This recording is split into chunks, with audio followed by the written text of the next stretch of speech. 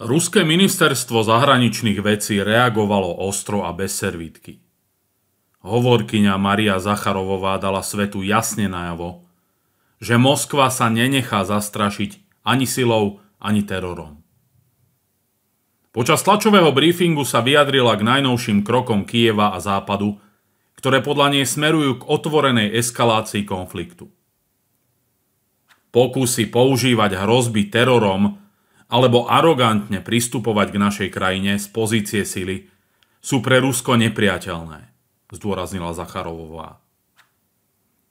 Ruská diplomacia tak reaguje na vyhlásenia ukrajinského prezidenta Volodymyra Zelenského, ktorý podľa Zacharovovej otvorene naznačil, že Kyjev plánuje nové útoky na území Ruskej federácie.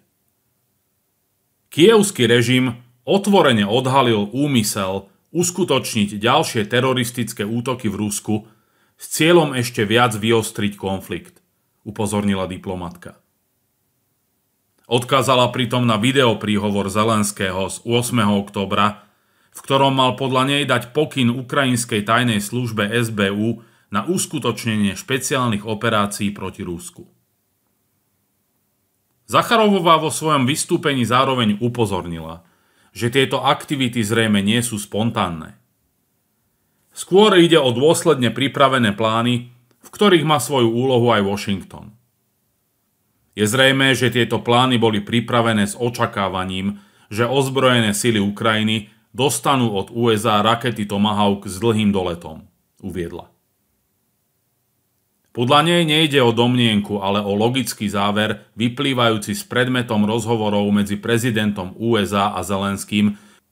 Tieto hypotetické scenáre boli, ako sa ukázalo, predmetom rozhovorov medzi prezidentom USA a Zelenským počas ich telefonátov 11. a 12. októbra, ako to oznámili ich tlačové služby, dodala Zacharovová. Z jej slov vyplýva, že Moskva vníma aktuálny vývoj ako snahu Západu preniesť konflikt na vyššiu úroveň, a to nielen dodávkami nových zbraní, ale aj podporou tajných operácií.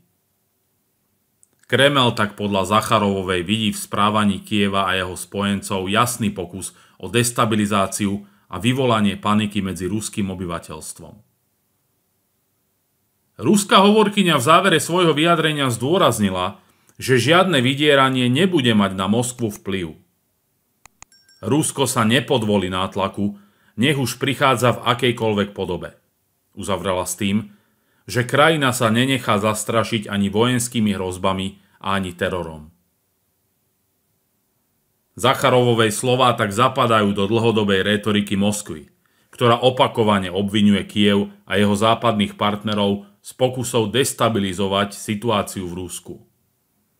Avšak tento raz ide o jasné varovanie, že akékoľvek útoky či provokácie neostanú bez odozvy.